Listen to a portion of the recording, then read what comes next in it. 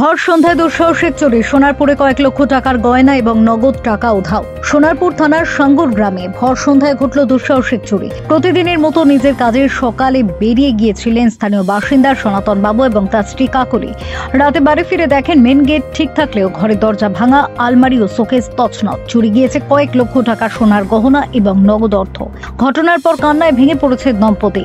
পরিবার সূত্রে জানা গিয়েছে প্রতিদিন তারা সকালে বেরিয়ে যান এবং রাতে ফেরেন কাজের সূত্রে, ফলে দিনের বেশিরভাগ সময় বাড়ি ফাঁকাই থাকে। স্থানীয়দের অভিযোগ, এলাকায় কিছুদিন ধরেই মদ ও গাঁজার আসর জমে উঠেছে, ফলে অসামাজিক কর্মকাণ্ড বেড়ে চলেছে। সনাতন বাবু এই বিষয়ে বলেন, আগে অন্য রাজনৈতিক দলে যুক্ত থাকার কারণে তার পরিবারের প্রতি শত্রুতা থেকেও এই চুরির ঘটনার আশঙ্কা তারা উড়িয়ে দিচ্ছেন না। এখানে আমরা দুই স্বামী স্ত্রী ডিউটি যাই, 12টার সময় ডিউটি বেরোই, আসি 10টা থেকে 10:45-10টার মধ্যে। এসে দেখি বাইরের যে কাঠের যে দরজাটা করা আছে ওটা তালা মারা আছে। এসে দেখি দরজা খোলা। উনি আমার বকাঝকা করে যে দরজাটা তুমি বন্ধ করে যাওনি। আমি পাশেই দেখি রীতিমতো তালাটা ভাঙা, পাশে শাবল পড়ে আছে। ভিতরে ঢুকি দেখি সব এলোমেলো, সব তছনছ করে নিয়ে চলে গেছে। তো আমার বাড়ি এখানে আমার নতুন স্থায়ী বাড়ি নয়, আমার পাশেই বাড়ি। আমি এখানে নতুন ঘর করে এসেছি। তো আমার বাবা প্রথম থেকেই একটা সিপিএম বামপন্থা, আমি সেই হিসাবে বামপন্থা করি, সবাই জানে। এবারে এখন এই মুহূর্তে আমি খুব প্রেসার ক্রিয়েটে রয়েছি। আজকের এই যে চুরিটা হয়েছে, এতগুলো ভাঙচুর করেছে, কেউ শুনতে পাইনি। পাশে তো অপোজিট বাড়ি আছে। আপনার কি মনে হয় কোনো রাজনৈতিক দল করেছে? সেটা আমি বলবো না। তারপরে আজকের এখানে ফুটবল খেলা হয়েছে সকালে। ফুটবল খেলাতে লোকজন অনেক সংগ্রাম ছিল।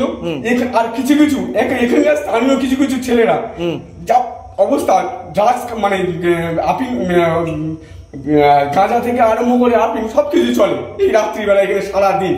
প্রশাসনের তরফ থেকে কোনো আক্ষেপ নেই, কোনো আপত্তি কেউ কিছু কোনোদিন করেনি। কোনোদিন এখানে এসে ভিডিও করে দেখায়নি। আমি বলেছিলাম এই লাইটটা এই জায়গাটা মারতে, তাও মারিনি এই প্রশাসন। এই লাইটটা এই জায়গাটা আমি তো বলেছিলাম। কত টাকার গয়না চুরি হয়েছে মনে হয় আপনার? আমার প্রায় হচ্ছে টোটাল মিলে 70-77 লাখ টাকা চলে গেছে।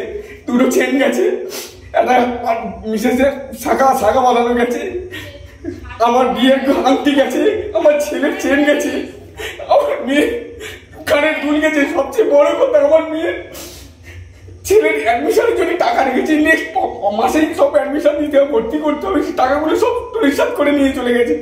একটা করে লক্ষ্মীর ভান্ডারে জমিয়েছিলাম, সেগুলো সব নিয়ে চলে গেছে। আপনি কি ভাবছেন এটা কি কোনো চোর নাকি কোনো বিরোধী পার্টির চক্রান্ত মনে হচ্ছে? আমি তো বলবো এটা বিরোধী। আমি ওটা করে যেতে চাইবো না, কারণ আমি দেখিনি। বেকার মন্তব্য করে কোনো লাভ নেই। লেকিন এইসব জিনিসগুলো যে হচ্ছে এই পাশে দিয়েছে, তাদের আমার এটা একটা ডাউটের মধ্যে থেকে যায়।